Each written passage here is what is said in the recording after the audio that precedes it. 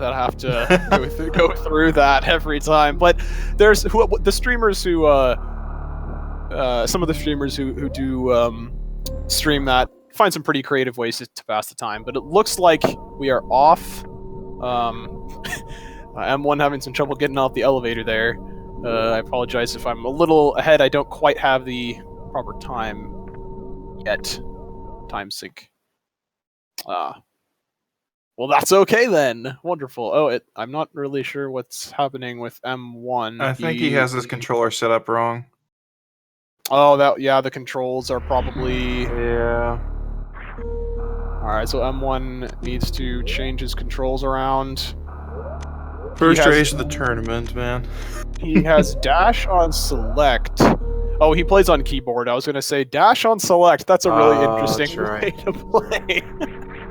I was just trying to think of, like, how would I hold the controller? Like, I know. That would just be, like, the most awkward. You'd have to, like, play piano style. Basically. Or you're holding it, like, vertically the whole time. That seems really weird.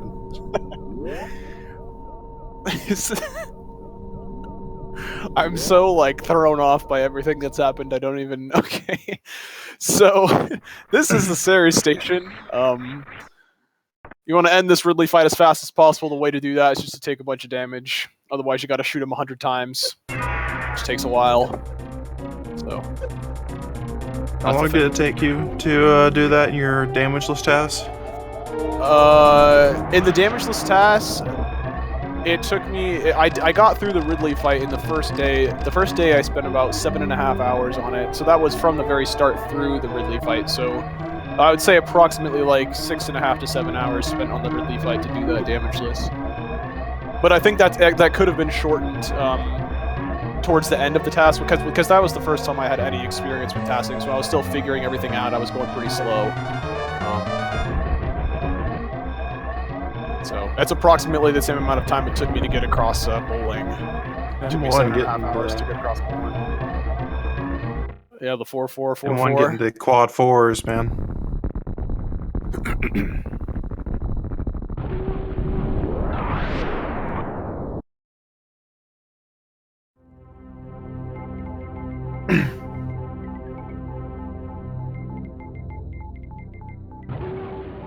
Great.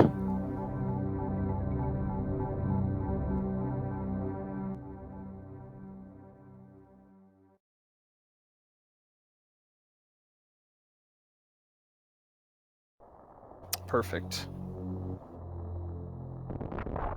Thank you very much. That was Feasel, everybody. The awesome guy who's behind all of the restreaming. Somehow, I don't know how he manages all of this, but show some appreciation in the chat for him. Really awesome guy. That is not quite correct. The runner's command has not been updated. You can see the runners' names on the stream. I believe their accounts are as they appear. Yes, they are. Their Twitch accounts are as they appear as their name on stream. So if you were looking to follow them, if you like what you see, go ahead and definitely do that.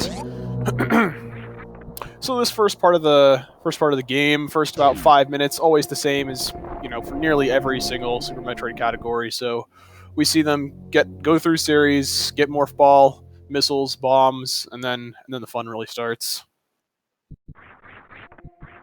Usually when they come up to the climb, after they come back from getting the Morph Ball and the missiles, you start to see a deviation in the skill levels, because usually when you watch somebody do the climb, you can really start to understand, because of just by virtue of the fact how many times you've done the climb, you can really kind of start to get a grasp of each individual player's skill level that way. Yeah, definitely, and also between the variation in how they do the climb. So as you can see right now, Longneck is going for the ledge grabbing method. There are a couple different methods for going about the climb. There's this ledge grabbing method that you're seeing here. There's a wall jump method going up the right side of the wall. There's also variations that other players do where they combine the two together, half and half, ish. So Yeah, just it's a very technical, fast-paced area of the game. It's early on, and yeah, you can really kind of tell how experienced a player is by how proficiently they're getting through that area, how quickly they can get through the area. To answer your question, Sokka Girl, no, there is another 2 races coming up at 9:30 p.m. Eastern Time. So in roughly a little over an hour, it will be a 4-way, and that it will be it as far as the schedule goes for tonight. But definitely make sure, check that Google Doc that was linked in there after !SM was typed. You can check and see all of the upcoming matches that have been scheduled so far and the ones to be scheduled. They will all appear there on that Google Doc. You can check and make sure you're back here and not miss any of the awesome Super Metroid Any Percent tournament action.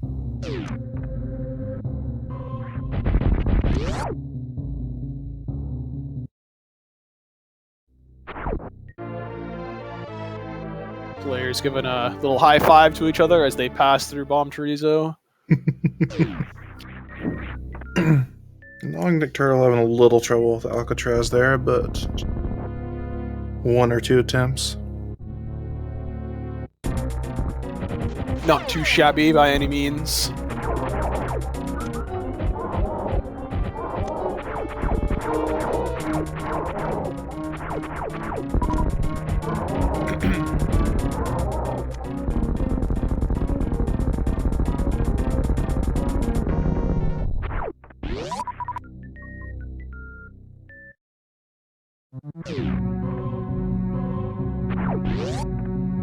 A general question to people watching.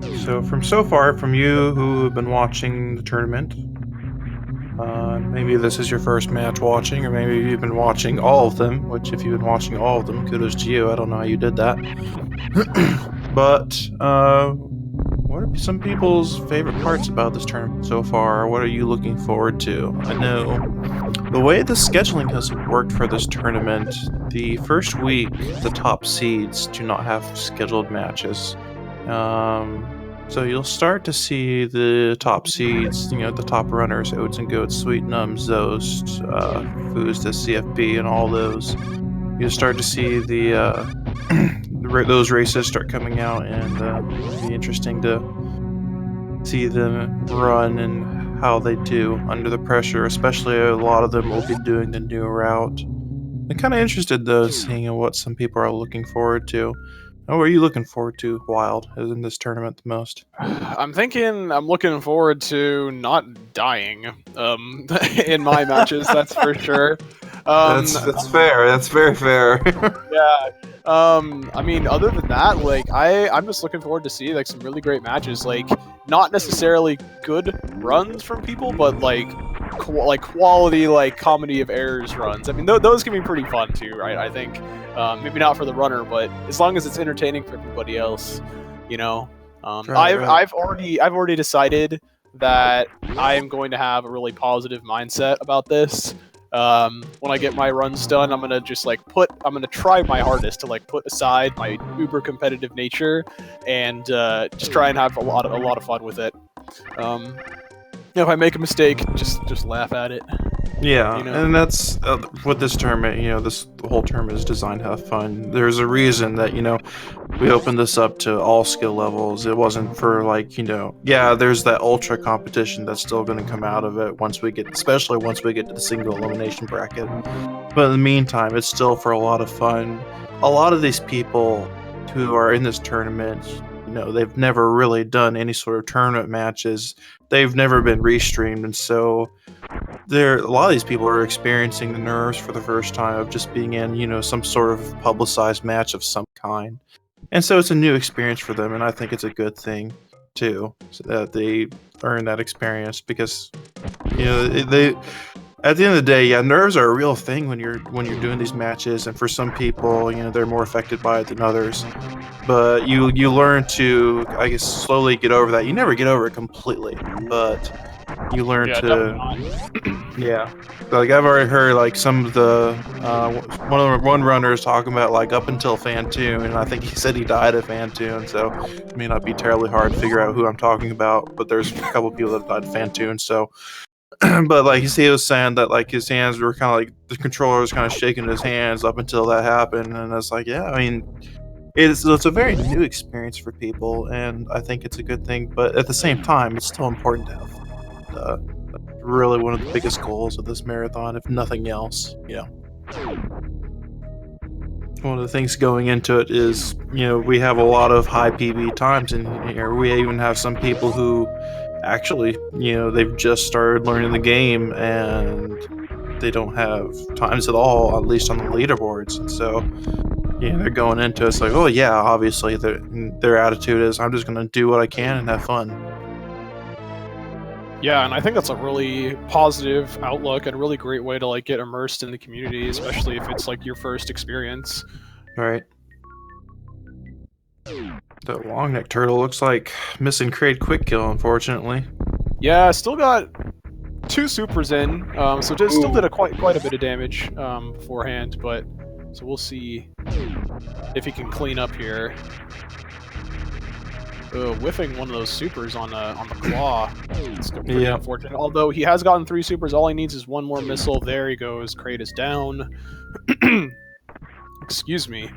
And he's gonna go ahead and grab various suit. I'm sure our audience members are very excited to get various suit. Say that as dryly as I possibly can. I may publicly You might have puns, various reactions from people from that. Gosh.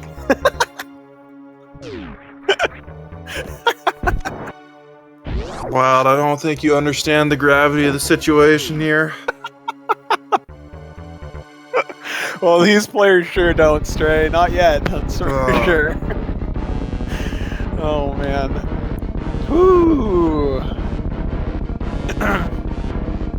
Alright, so here we go. We've got M1 going for... Oh, look at that! Nailed the quick kill right there. Quick kill, yeah, that's a good job with M1. And they catch him up a little bit. 2 missile method as well. Even slightly faster, a little bit more difficult. Yeah. So props to him. Indeed. Yeah. I know there's some people who still haven't learned that method. They still use the charge beam.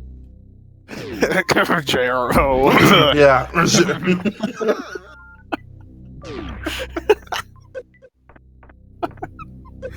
Don't quit my day job. Oh, man.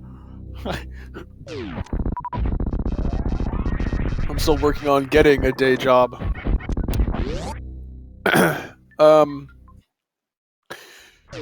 So we did see, I mean, I was going to say we did see Crate Tank coming out. I think we're going to see it from both of these players here, but I mean, that's probably... We've seen enough of it that I feel like most players are just going to be going for it. It's not even really that big of a deal at this point.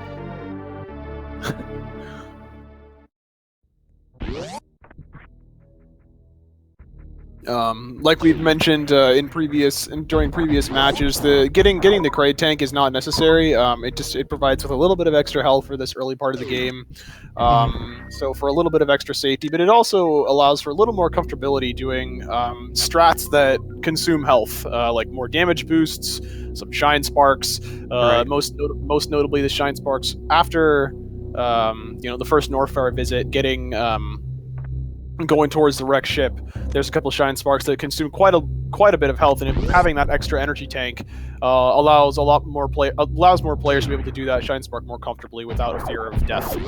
Right. Especially, and it only costs you to get the Crate Tank. It probably only costs you what, roughly 20 seconds.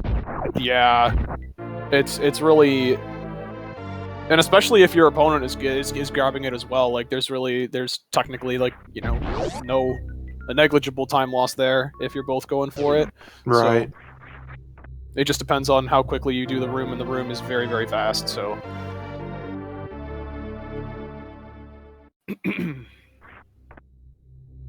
And so this is going to be a Norfair, kind of a item grab here.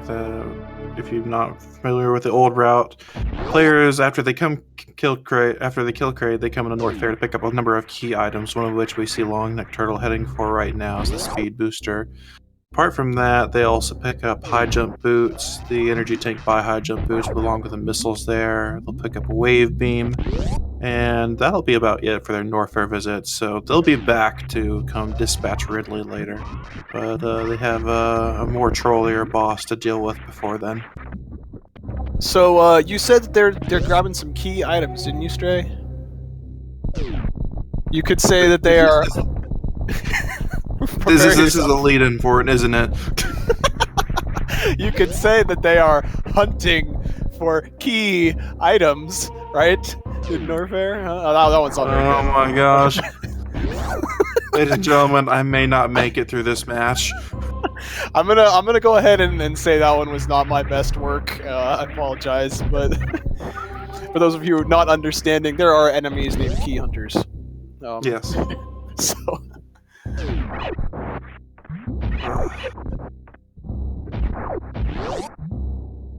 But yeah, so some of these items they're grabbing are, speed booster, gotta go fast, and wave beam. What they're going to be using to, what I believe Longneckturtle is going to be using to fight Phantoon with. We did see M1 grab an extra missile pack, actually, which is interesting. We did see him grab Spazer. So I'm assuming we're probably going to see him also grab early ice.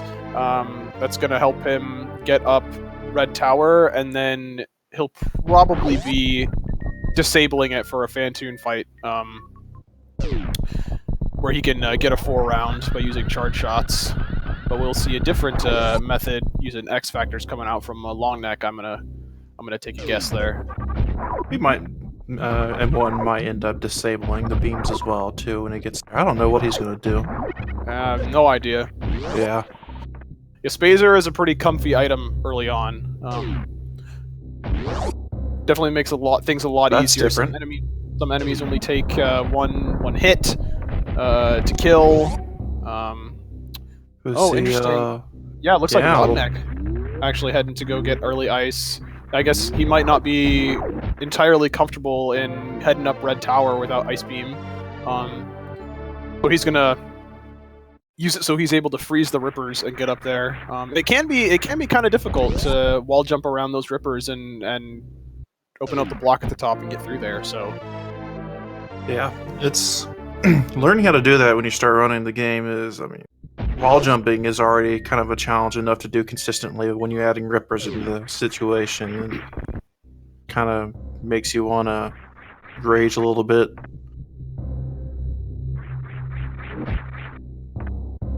M1 having a little bit of trouble there, seeming to get out of the double chamber, as we call it, taking the bottom door out.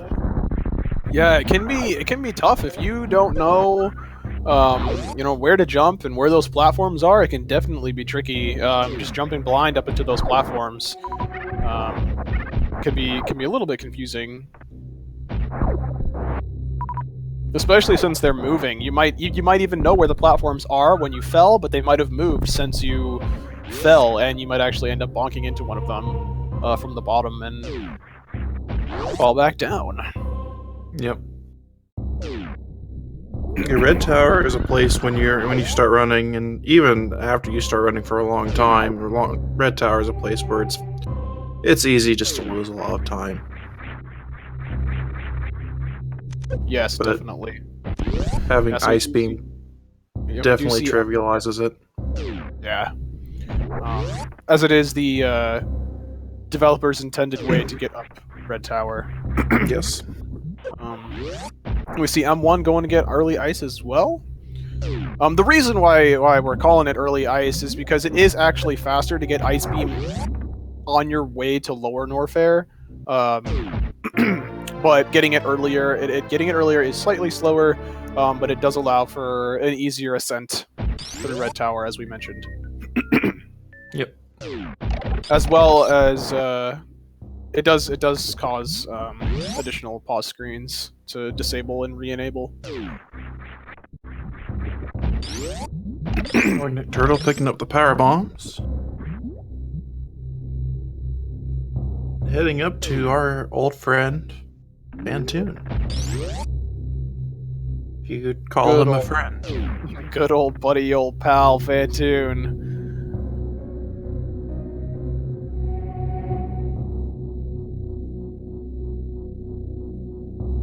So one of the nice things about the old route is to cross this moat that's coming up. You can use your speed booster to make a shine spark and shine spark across, and even do a cool trick called Ocean Fly, which there's conveniently a marathon named after. But that's may or may not be coming up soon. Anyway, but it certainly is better. The other option is if you don't have speed booster. The intended option is obviously to have grapple beam and use the grapple blocks to cross the moat. But since we decided not to kill Crocomire because that takes a lot of time, and pick up grapple beam, which takes even more time, we use our alternate options such as the shine spark to cross the moat. In the new route, you have to cross the moat using a trick called a continuous wall jump, which is a 1 frame and then a 2 frame perfect trick, and it is the worst thing ever to get any sort of consistency at. Yeah. Once you think you got it consistent, you then don't have it consistent anymore. It's just Basically. impossible like that. Thankfully, there are other methods to cross as well. There's a diagonal bomb jumping you can do to get across. It's definitely a lot more easy to get consistent. A lot of players opt to use that as a primary source of getting across the moat. Sometimes a lot of players also use it as a backup if they fail like the initial jump. So here we go. It's looking like Ice was disabled for Longneck, so it's looking like he's opting for the X Factor method. Each round of Fantoon has 6 different patterns he can give you.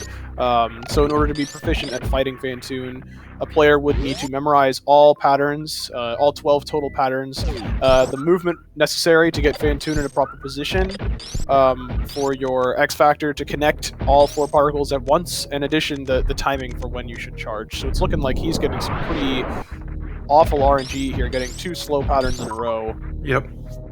He did get the first X Factor off. I don't think he was flame lamed. I don't think he was either. Should just need to connect this next X Factor. Don't know. It can be a little bit tricky to figure out.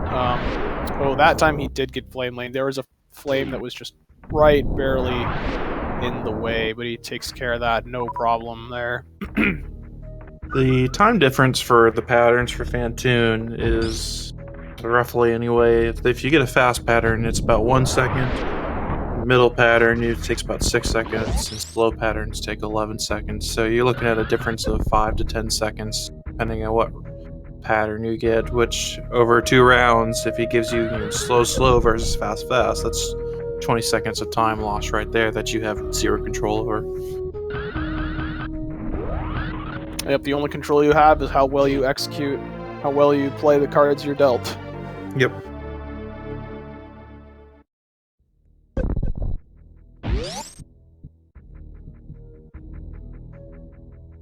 M1 having a little trouble getting across the ocean here.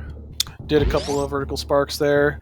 Can definitely be tricky to figure out the at least for me when I was first learning, and even like a couple months ago, even I was still having a lot of trouble not vertically sparking and sparking in the direction that I wanted to. It can be a little bit tricky with the inputs. You really have to, at least for me, I really had to like slow down and think about what I'm doing, so I make sure I press the right inputs, because it's really easy to do the wrong thing and then just spark in the complete wrong direction.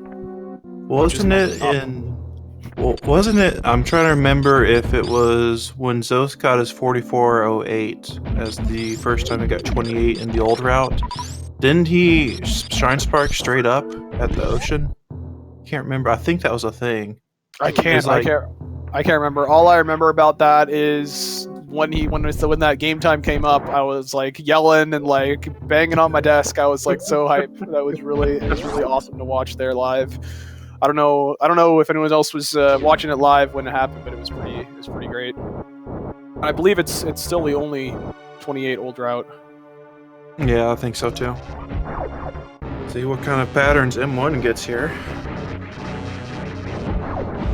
So yeah, so M1, he has Spazer enabled, so he's opting for an easier Fantoon method here. So what he can do is he can, using Charge Wave Spazer, you can get, I think it's either 3 or 4 charge shots off in a round before Fantoon disappears. And yeah, it's 3 per round. And in 4 rounds, Fantoon will die. The reason why he took Ice off for this is that if you use Ice, I believe he disappears in 2 rounds, or after 2 charge shots, and it takes an additional round to be able to kill him. Or 2 rounds, I'm not sure. I have never actually done this method, so I'm not entirely familiar with how it works. All I know is that it takes 4 rounds with charge wave spacer. So now, Longneckturtle, knowing the gravity of the situation. Oh gosh. Picking up that gravity suit.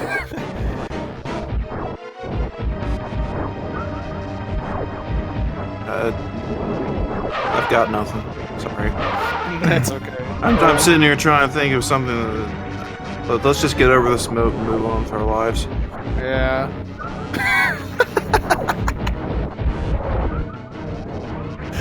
That was intentional, right? I mean, it was completely intentional. Yes. Okay. Just making sure. So yeah, M1 actually a little bit scary there for a minute. Had kind of low health, but he ended up killing Fantoon. So one great hurdle down. Thank you, for this tournament so far, Fantoon has caused the most deaths. Been able to watch every single match.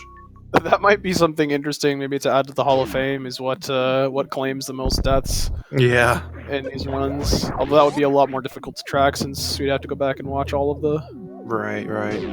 But it'd be, a fun statistic. If you guys are wondering, in that Google Doc down below at the bottom of the doc, there is a bunch of tabs. There is a Hall of Fame tab where you can go and look and see the fastest completed race times, the slowest victories, the fastest losses, all sorts of really great, fun little information for you that's happened throughout the tournament and will continue to be updated as more races are completed. Yep. We'll get to see the closest race, closest top 3 races. That's also one other one in there. Oh, yes. So it'll be really interesting how close do some more races actually get. Yeah, right now, I think our closest race that's been completed so far was a distance of 1 minute and 58 seconds. So, it's interesting. I want to see how low that can go. I mean, it's just to see that. Excuse me. M1 having a little bit of trouble.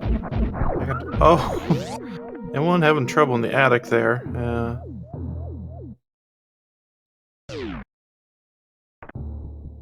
Longneckturtle falling back through the door unintentionally, I'm sure. Yeah. Not what he wanted to do.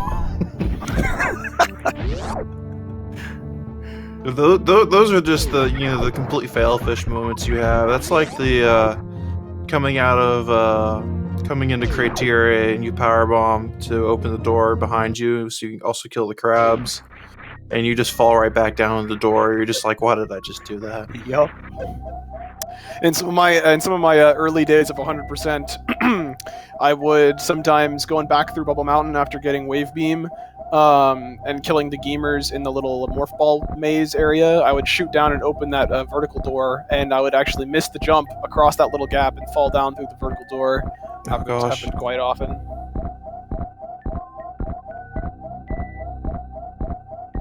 Yeah, Moog Midgard, it is you could do that if you were so inclined. Wow, that X Factor particle going around Fantoon, or Botfoon, excuse me, and hitting him right in the face.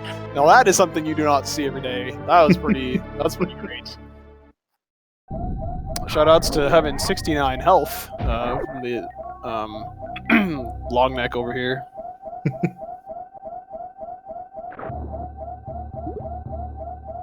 That's the great thing about running new route, is if you end up with good health coming out of Fantoon.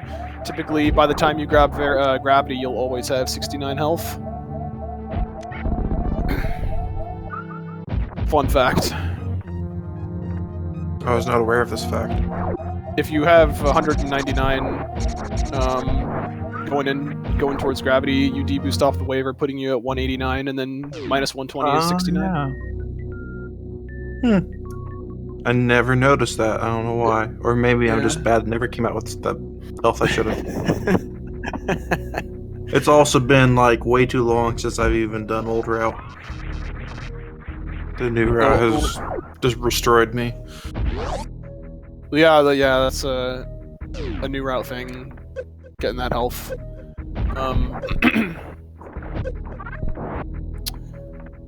Alright, so we're seeing some nomming happening on M1, but that's okay. He gets right on out of there.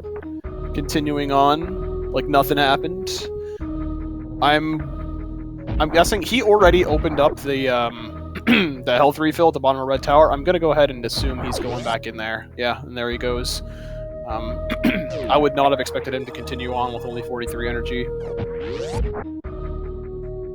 I have to fix something.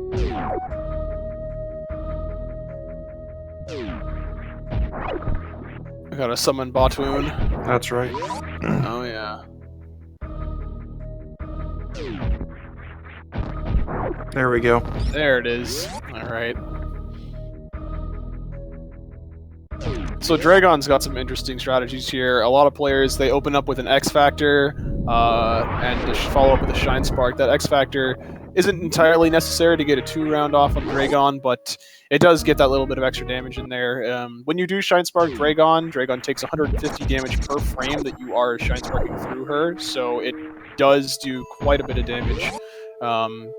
And you can kill her quite fast, provided she gives you good patterns. In addition to putting yourself in a glitch state that allows you to get through one of the backtracking rooms that we call the Coliseum fairly quickly. So we'll see if he can get that. He's got to be really careful if he tries to kill Dragon with the Shine Spark, though, because there's a thing called chain damage where when the Shine Spark ends and Dragon starts dying, you can still take damage from Dragon, and that we call it chain damage because it can just keep happening. So, but I'm looking like that Longneckturtle probably not gonna go for Shine Spark. Yeah, there we go. Yeah, he's just gonna end up opting for using his ammunition to take out Dragon there. Yep.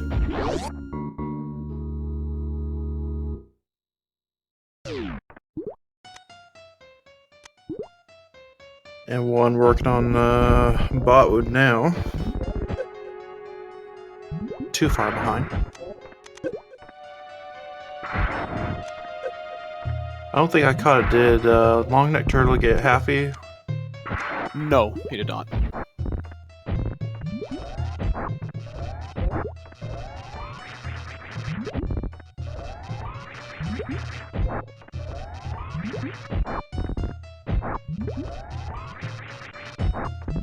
They're at 3 out of 4 bosses down. The Lord Norfair is still a whole other part of the game. Yeah, and a whole lot that can go wrong there as well. So even though M1 is slightly behind at this point, anything can happen, and you know, there could be a death, there could be a huge hang-up, something. You know, you never know.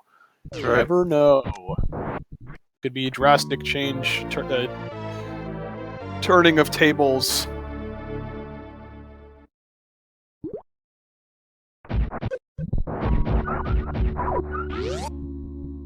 I don't think we've seen any safety saves in this race yet, nor do I think we're going to. Yeah, not yet. By the way these runners are going, I get the feeling that they're not in the business of safety saving.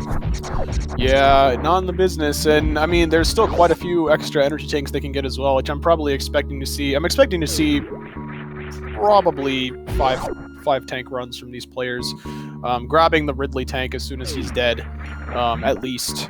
Right. And possibly even the Firefly tank on the way in to Ridley to make sure that they have a full health refill and just that extra cap of 100 energy.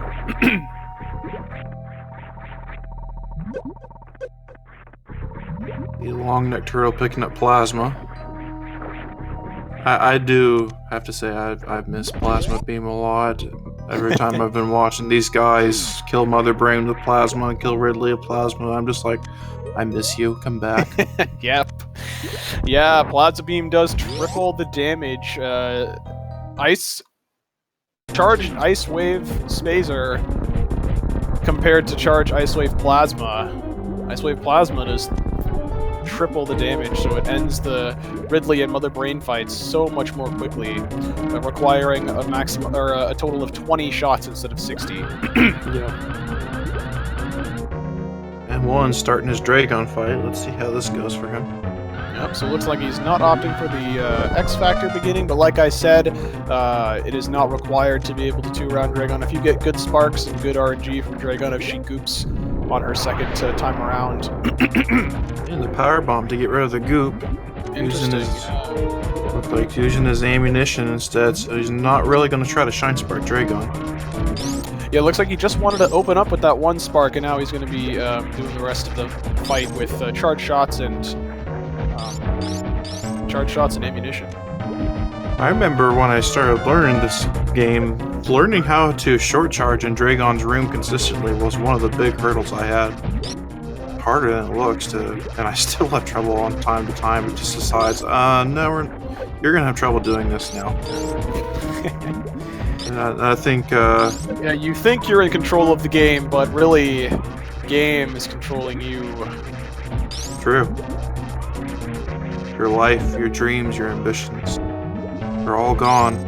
They're not real. They belong to Fantoon. Yep. You thought you had free will, but everything is determined. So M1 killing Dragon, gonna go pick up Space Jump and start working his way out of Meridia to Lower Norfair. See Longneckturtle getting closer to Lower Norfair, working his way through. Getting closer to Lower Norfair. Is working his way through Lower Norfair now.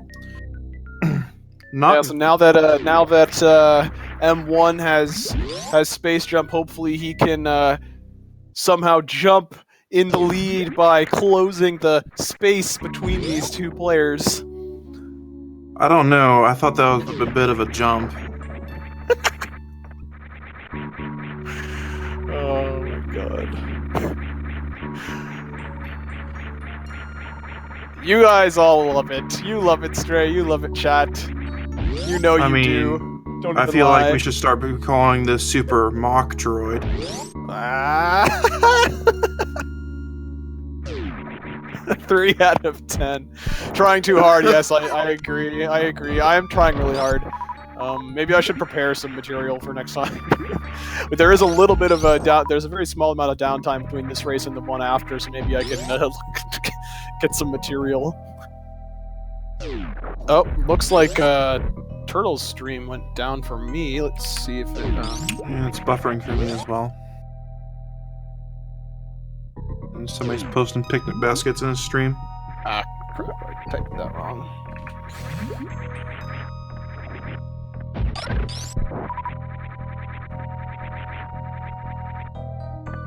Whatever will you do, Sin? Whatever will you do?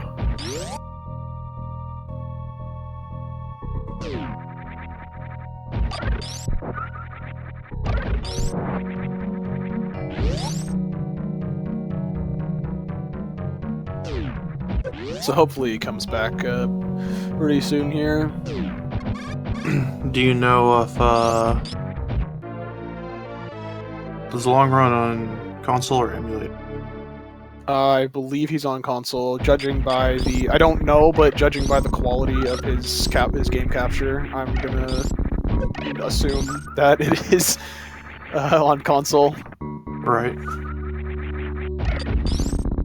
Because it's never happened to me, but I dread one of those days that even if you're on emulator, even if you're on console, this would be a problem. But dreading the day that you have a match and your power goes out, or you're on that PB pace. And... Yeah. I try to, if I know that something might come up, I try to like not do runs, but yeah, there's sometimes I was on a pretty good pace. It was yesterday, and I was actually on call, and I got called in the middle of it. However, the run was pretty much dead beforehand anyway. But I mean, yeah. So I was actually glad that I had gotten the call after I had already detached from the run.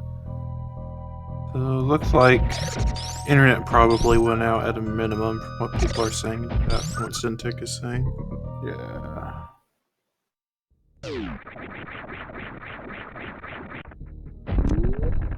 The puns killed the internet. Now Dang. everyone's blaming the puns now, man. Felony. Wow, dang. And I do not think that is a proportional punishment for the puns being made. Kidding. Oh, man.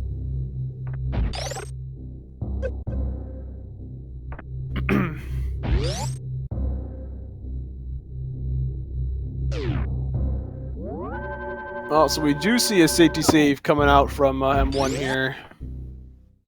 Interesting place to save, in my opinion. It's right along the way. It is right along the way. However, where is he? Oh, he's just gonna farm a little bit. I would have expected, if anything, a farm after, or a save after the lava dive. Somebody says we demand punishment. Oh. These puns are wild. see, this is how we know it's working, because they start joining in. Exactly. It's like Stockholm Syndrome. Oh, yeah. I don't know about you guys, but I'm having a ball right now.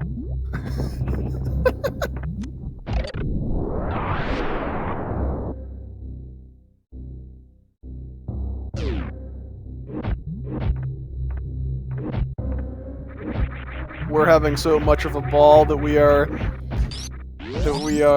morphing the opinions of those in chat.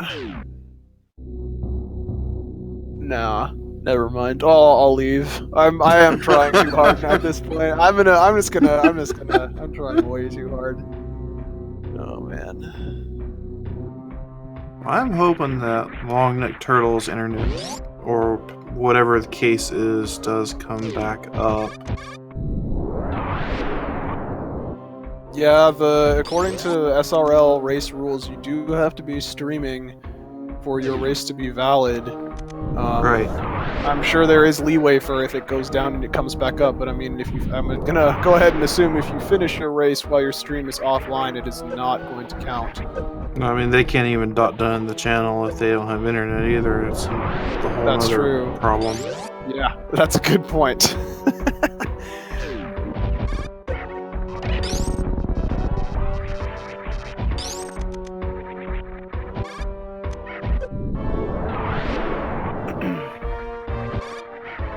M1 working through the worst room in the game. Aptly named. Yep.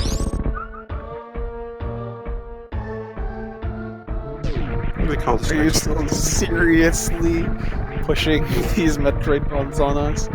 Yes, we are.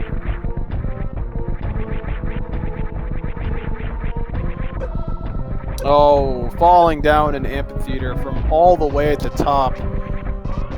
Not taking too much damage from the acid, though, however. Space jump it can be pretty funky to try to get used to the jumping of it, especially I've seen a lot of times casual players have a really difficult time with space jump because the timing of when you can jump after you either reach the peak of your jump or release the jump button is different for whether or not you're in water or out of water. And when you get space jump, you get it in the area with all of the water. So it can definitely be really confusing and extremely inconsistent which makes it confusing for players, especially new players trying to learn the timing for the jumps. I know if you're in water, you can start your jump again 3 frames after you release your jump while you're in water, and I believe it's 24 when you're out of water. So we're seeing a pretty cool, not really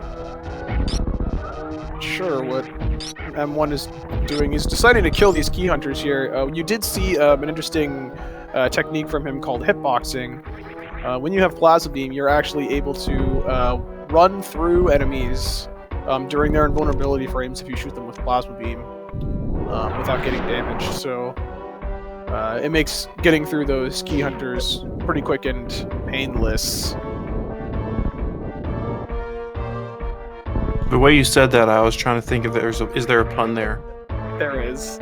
If you're not taking damage, you're getting through them painlessly. Oh gosh.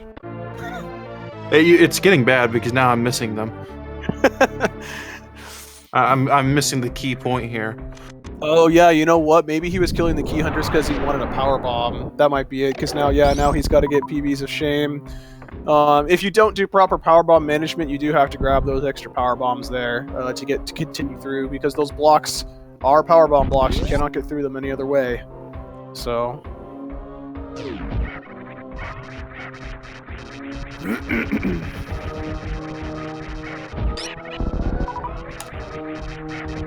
This is another one of those things when new runners start running this game is these metal pirates, pirate ninjas. Some people have different names for them. It's confusing trying to understand how to manipulate those pirates and when you can exactly do damage. Especially when you run right in the middle and they're both there, and one of them is like swooping at you and becoming vulnerable, and the other one is not. Like, it just is completely confusing. There's way too much to follow. It's incredibly difficult to understand. And then sometimes even when they are vulnerable and they are in their yellow phase, sometimes they do still reflect shots. Like, you can still have super missiles reflected and whatnot. So that can even be confusing as well if players start to develop a theory of when they can damage them, and then that happens, you know? Yeah. Let's see, M1 farming up for Ridley here. Yep. Looks like he probably wants to get to full health. It's going to take a little bit longer if he keeps falling in the acid while he's doing it, but it's okay. Looks like he's settling for nearly full. So this Ridley fight, like we said, it's going to take 20 shots. From Ice Wave Plasma. Most players like to actually count their shots for this boss. Ridley is unique in the way that his AI behaves when he reaches 0 health. He doesn't actually just automatically blow up like all of the other bosses in a big explosion, which is, let's be honest, a really awesome way to die. If I was going to die, I'd love to die in a bunch of explosions. But once Ridley reaches 0 health, he can still swoop around and try and grab you and hit you with his tail and whatnot, and he can actually kill you when he has technically 0 health left. So what players do is when they know he has 0 health, they actually attempt to try and get grabbed by him to activate his death animation immediately, instead of waiting for him to fly around and do it on his own. Looks like... Actually, he's taking... I haven't realized he's taking quite a bit of damage. Ridley is dead now, so he just has to wait to get grabbed, and there he goes. Yeah, so I'm assuming we're going to see another energy tank grab right here. Yep, and took a total of 3 tanks of damage during that fight, which makes his farming really worth it. It was, yes. I don't remember what health he had when he began farming, but yeah, it can be pretty... Yeah, nearly full is at 78. Apparently, Longneck is back. I cannot get his stream right now, but... Still buffering for me. Wait. Just went down. Which is different. Oh. Alright, I have it back. He is in Torian. Okay, spoilers. Keep attempting to open it up. There it goes.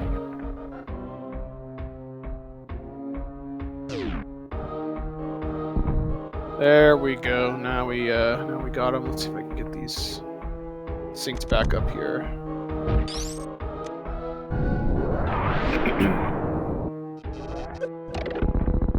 Unfortunately, missing a good chunk of that, but technical difficulties can help sometimes. Yep. Wouldn't be an online event if there wasn't some sort of technical difficulty going on. Yep. There has to be one. Like, if there isn't, you should start worrying. It's saving up for the big one. Oh yeah.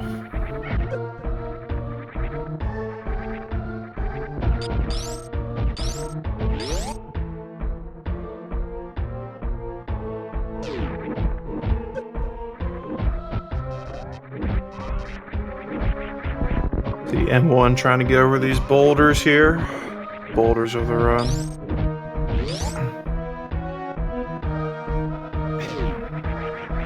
No? Okay. Oh my god. No, I'm laughing, but I'm laughing for a completely different reason. There was a Let's Player, like a year ago or more. She was in that room with the boulders. And if, for those of you who are unaware, the pathway, the wall that they run through at the top left to continue through to exit that room, is not revealed as a hole in the wall with X-ray. I hated that. So if, as a casual player, you might be like, well, where do I go? I have no idea. You're X-raying all over the place. That wall doesn't reveal itself as fake, you know. And if you don't run into it, you don't know where you're going. So this Let's Player, she was X-raying all over the place. It's like, well, maybe I need to like pseudo screw these rocks, and so she starts killing all of the rocks. It's just the most hilarious thing to watch. Just pseudo screwing all of the rocks and blowing them up. It was hilarious. Hilarious. Yeah. So it's the Longneckturtle taking the save at Mother Brain. Doing the safety save after all. Yep. And I mean, not even like that awful of an idea, because I mean, you never know what Mother Brain's gonna do. Her ketchup beam can hit multiple times. The ketchup beam is not one big hitbox, but it's made up of a bunch of little hitboxes, and those hitboxes can actually overlap. And if they overlap right on top of you, they will end up hitting you on the same exact frame and do their combined damage, each of them doing 100 each. So, you know, it is possible, however unlikely, that Longneckturtle might actually get hit by three of them and actually get take enough damage to not be able to complete the fight. That is extremely unlikely, however, but I mean, it is still a possibility where that safety save would come in a lot of handy. I think we've actually seen that. I think it was in this tournament one time already where the Mother Brain's ketchup did do 3 T-tanks of damage. Wow, it happened in this tournament even. I must have missed it. Think, unless I'm confusing that for another run I was watching, I think that was this tournament. Yeah, well, there you have it. I mean, I think 3 is the maximum. I'm not entirely positive on that, but... So you did see Longneck actually damaging himself down to just above 300 energy. That is to prevent additional attacks from Mother Brain after the initial Rainbow Beam, to get the Metroid cutscene to start sooner. So that damage was intentional there. Who's just saying 4? 4, interesting. Okay, yeah. That actually sounds terrifying. Yeah, that would be awful.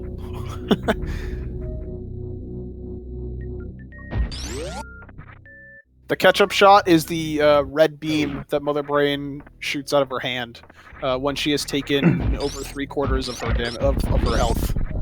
Yeah. Yeah. Yes, if you're not familiar with the analogies, or I don't know if the analogies is the right word, but the comparisons we use, for some reason, by the time that you reach Mother Brain in the run, you've grown hungry and you start envisioning all of her attacks as food. And so every time she shoots the blue rings at you, that's actually onion rings. And if you get hit by all 4 onion rings, that's a full onion ring combo. And the bombs she drops are tater tots. And then the laser beam she shoots from her eyes is French fry. And it's all backed up by ketchup at the end.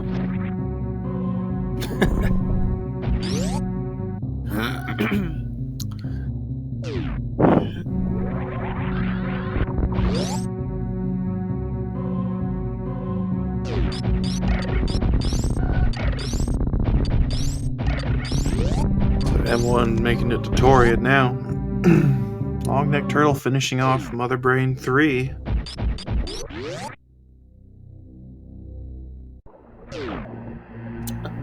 There she goes. And not yet, okay, guy, not yet. Anything can happen still. I mean, Longneckturtle could save the animals. That's true. There is an unspoken rule of a 5-hour time penalty for that. Saving those DQ. animals. DQ.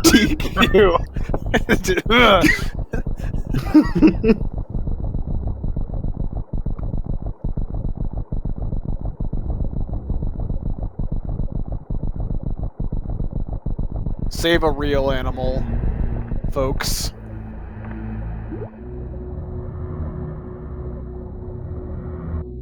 Every time somebody likes to save the animals, I point out the 2 pixels that they save as it flies off the screen. Yeah. And I like to point out the 1560 frames, or approximately 26 seconds that they wasted. Oh no! Longneck runs smack dab into the wall, misses the spark at first, but goes back and just charges back up and gets it. Shoutouts to a certain individual to whom that happened and died in the acid during an RBO run.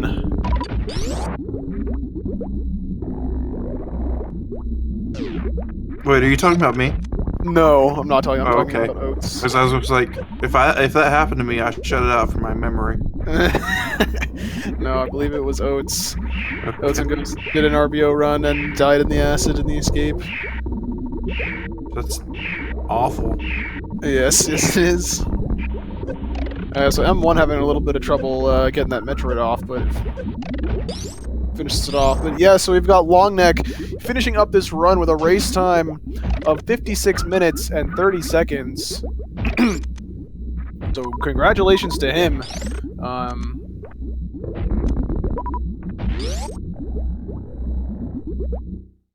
And he did not save the animals. And he did not. Good for him. Not DQ'd.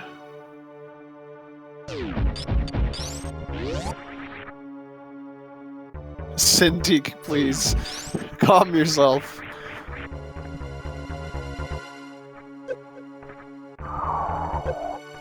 So yeah, we see M1 taking damage intentionally from the side hopper here to make the Metroid cutscenes go a little bit faster. Also, something I'm noticing is M1's going to have to, if I'm correct, I'm trying to add it up right now, but I think he's going to have to open the first door. He has to open all. Oh well, he did get 2 extra missile packs. Yeah, he's 30. Yeah. So after. Yeah, he has to open the first door. I hope he doesn't end up using supers, assuming he can make it all the way through. Otherwise, he's going to have to do a lot of backtracking. Yep.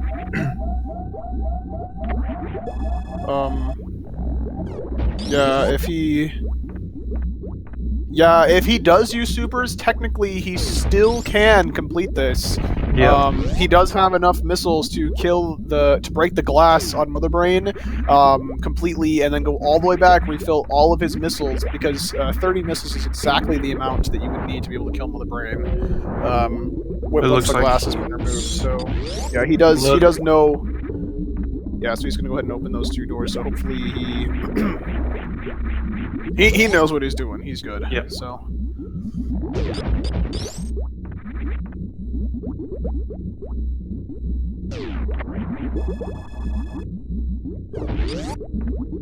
Yeah, so one interesting thing about Mother Brain is that she can only be damaged by ammo, not by charge shots.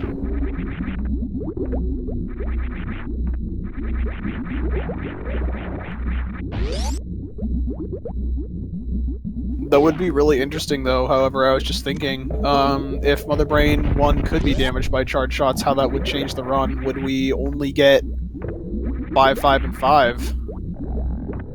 You know, and how would that affect the run? Would be really interesting. I imagine we pick up a couple, at least 10 missiles, because there's a lot of ways that's convenient. Yeah. But I would suspect that it would, in the long run, it'd be worth it to only pick up 5 supers. Yeah, I mean, but if you think about it, like, picking up that extra super pack, it's, like, really not, you know, that much of a... It's really not out of the way, that second super pack, but I mean, then again, like, you see runners in New Route now, like, already cutting a missile pack that's, like, literally right in your way. You run right through it. So it's like, you know, people, when you're going for top times, like, they're gonna do whatever it takes to gain any edge. Right. Even if it requires, you know, super luck from... Well, actually, yeah, never mind. That doesn't... We're going off the premise that Mother Brain would not require ammo. I don't know, man. Alternate universe talk right there. I like the game made how it is. Doesn't need to be changed. Only thing, arguably, that should be changed is crouch locking, in my opinion. I was going to argue that Ceres Station should be removed. I feel like, though, like, after a while, people might start to miss Ceres Station. Like, to be completely honest. I think I might miss it, but... I wouldn't. It just wouldn't feel like a run without Ceres Station, though. Like, it just feel weird. It would just feel weird. M1 having a ton of trouble here with the Zebetite skip there. Yeah, so the way this works with the funky physics of frozen foes, I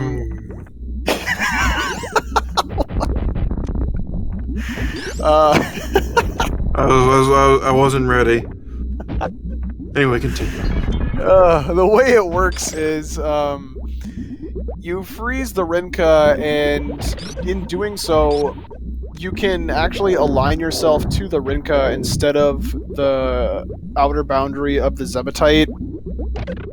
And then using invulnerability frames, it allows you to... How are those super missiles not hitting the glass right now? I'm not entirely sure. What is... does he not have, like, an angle up button or something? I don't know. Or maybe he doesn't really use it much. I don't know. Maybe it's not even bound. Or maybe he's discovering it's not bound. I don't know. Anyway, yeah, so you can actually use that Rinka and then get yourself inside the Zebetite and then jump through.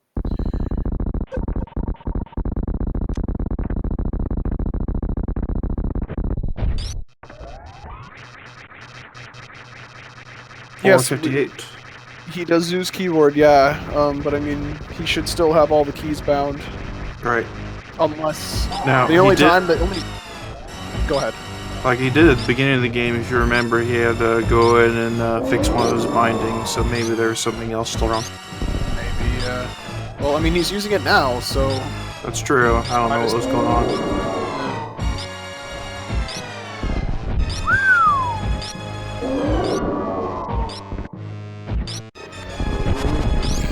Hey!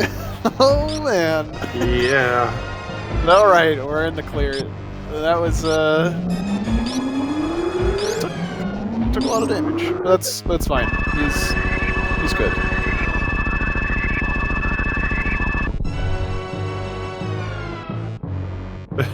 Doing that literally last second hit on Mother Brain to drop his health. Yeah.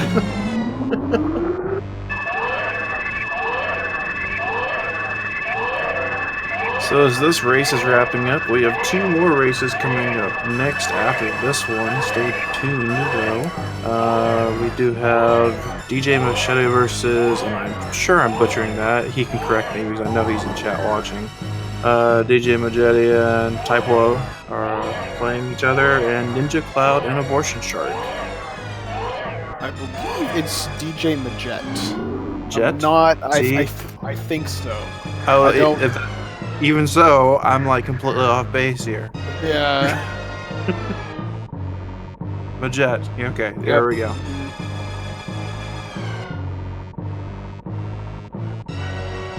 Yeah, so but those are going to be side by side, so you're going to get two 1v1 races going on right here as soon as this race concludes. It's going to be great. I'm sure our audience is very excited. Very excited to know that your two commentators here, Stray Virus and Wild Anaconda, will be taking you through that amazing journey as well. Yes, sir.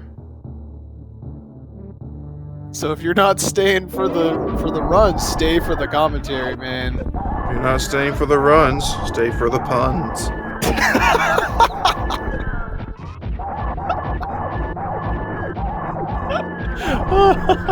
Oh man. Yes. Yes. And there goes everyone. Yes. Oh, bye. See ya. Later, chat. We'll see ya.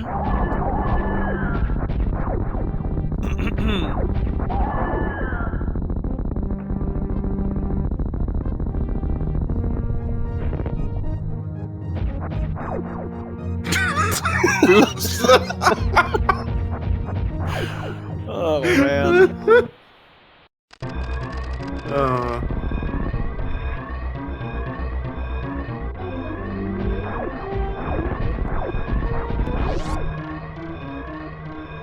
man.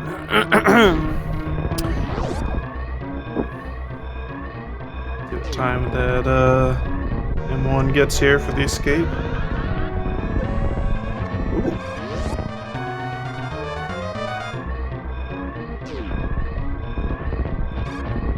Ooh.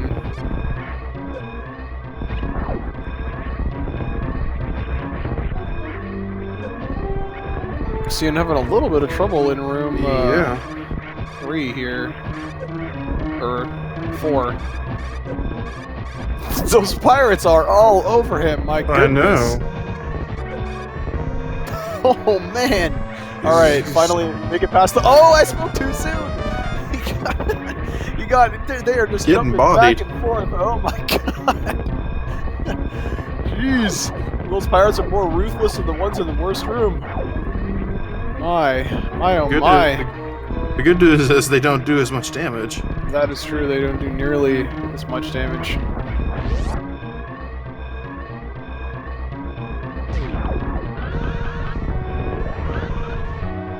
Alright, so now this is the moment of truth here. Is he going to save those animals? Or is he not? Who was it that taunted the animals? There was somebody that taunted the animals. There was a few. Was it Count Creep, or did he actually save them? I can't remember. There's somebody who went down and taunted them. I can't remember who it was now. It literally just happened, and I'm pretty sure I was commentating even, and I can't remember. I don't think it was Count Creep. I'm pretty sure he actually saved it. Oh, It was Retro. Retrophile, yeah. Okay. And there we have it. M1 account coming in with a solid second with a final race time of 1 hour, 7 minutes, and 37 seconds. Awesome job to both players here. Good race, good fun, good to watch. Just finishing is an accomplishment. Yes, it certainly is. Make sure if you guys liked what you saw, follow the runners. Go ahead and put that in chat. Follow those guys. And if you are got a hankering for some more Super Metroid action, well, you're in luck. Stick around. We've got another race. Well, 2 happening simultaneously. Make sure to check out that the brackets there. There's a bracket up on challenge, and there's also, more importantly, the spreadsheet link. That's in the second link in what Nightbot posted there.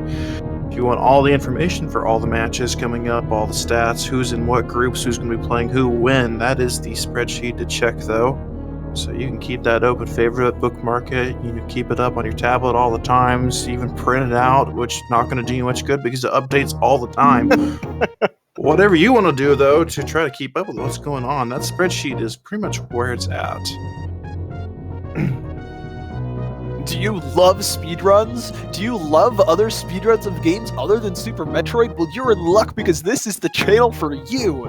If you look below the stream or if you swipe to the left if you're on a mobile device, you can see all of the information for all of the other tournaments going on right here on twitch.tv/speedgaming. We can go ahead and link some of that stuff in there in the chat for you. There's a link to the past race going on right now, excuse me, tournament going on as we speak. That is nearing its conclusion. There is, let's see, a 46 Robot Masters tournament that's going to be starting just in the fall. Additionally, there is a Ninja Gaiden 2 tournament, which will be starting in just a couple of days, even. Additionally, a Blaster Master tournament. And I think there's one that I'm missing.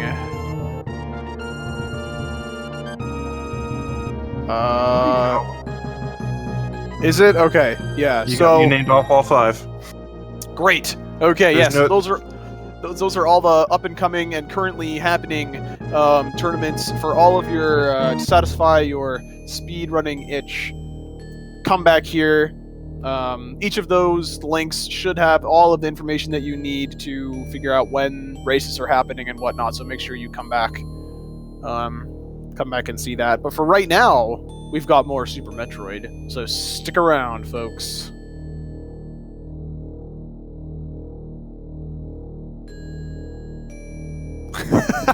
Retro. Take it down a notch, man. All the way up at 11. Turn it down to maybe like 8 or 9.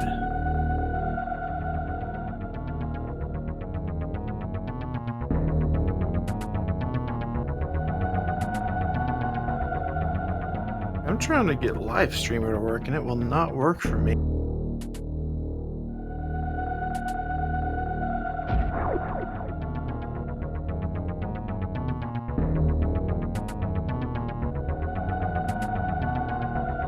Really? That's interesting. Mm-hmm. Like, I click on the stream, but I don't get any options to open it. You click on the stream, but you don't have options to open it. Are you using the run dialog box? Windows R? Like, press the Windows plus R key and then... The path to live streamer, is that what you need to do? Yeah, live streamer, and here you can... You press Windows key plus R, the little run box comes up, and then then you put that. Except you swap out the Twitch link for whatever the runner's name is. Okay. In there, and then it should just automatically open it up for in VLC for you.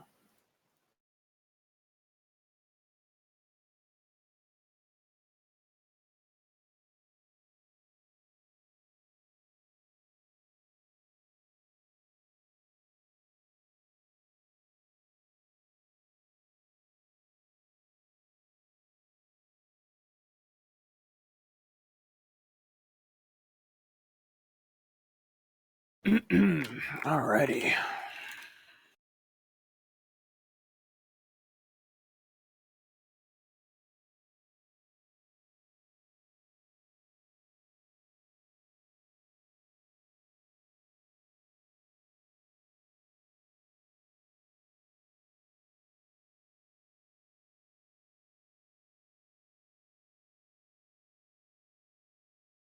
Still won't do it.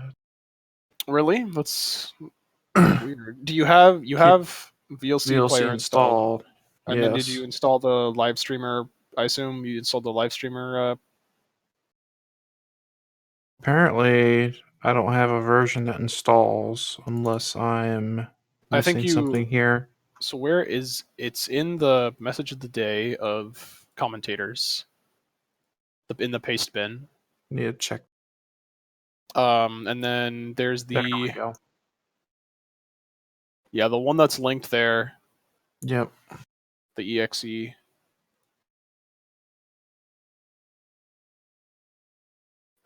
So while we are waiting for this to get set up here, I can give you guys a little bit of information on who is racing. So we've got from Group Fantoon, we've got DJ Majet versus Type Woe.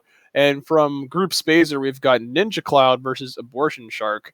So let's see. So for Group Fantoon, in our matchup, we've got Type Woe coming in at seed 48 with a PB of 56-58 versus his opponent DJ Majet coming in at seed 64 with a time of 1 hour 5 minutes and 50 seconds. And then in our lower matchup at the bottom of the stream, we have our opponents. We've got Abortion Shark in rank seed 51 with a PB of 56 minutes 20 seconds. And his opponent Ninja Cloud coming in at seed 67 with a PB of 1 hour 12 minutes and 58 seconds. So just for reference, there were 80 entrants into this tournament. So you can kind of get the basis of the seeds and where each of these players sits in terms of that.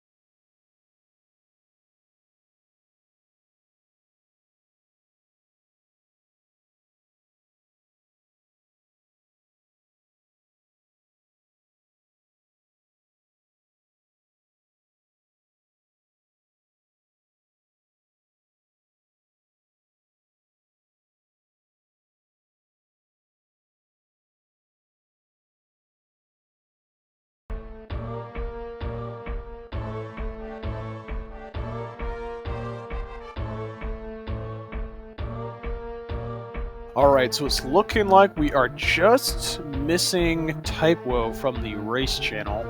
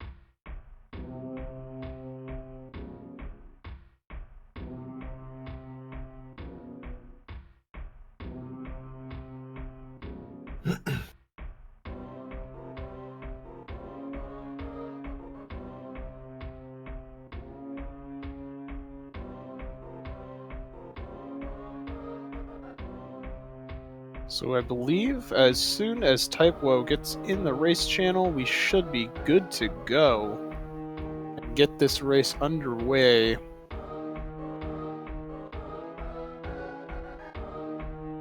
There he is. Fiesel, are you ready on your end? No problem. Take your time.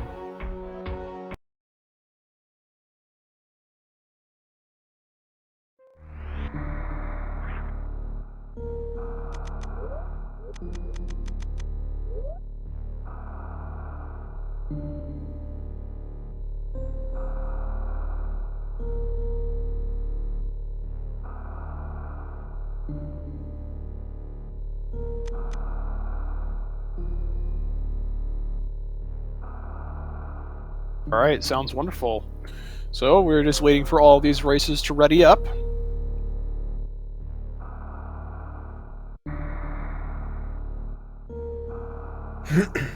Get this going. All